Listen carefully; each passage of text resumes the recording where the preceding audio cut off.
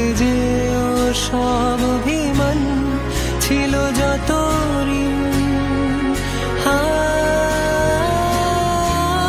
আছি আজও আমি শুধুই তোমার, জানি তুমি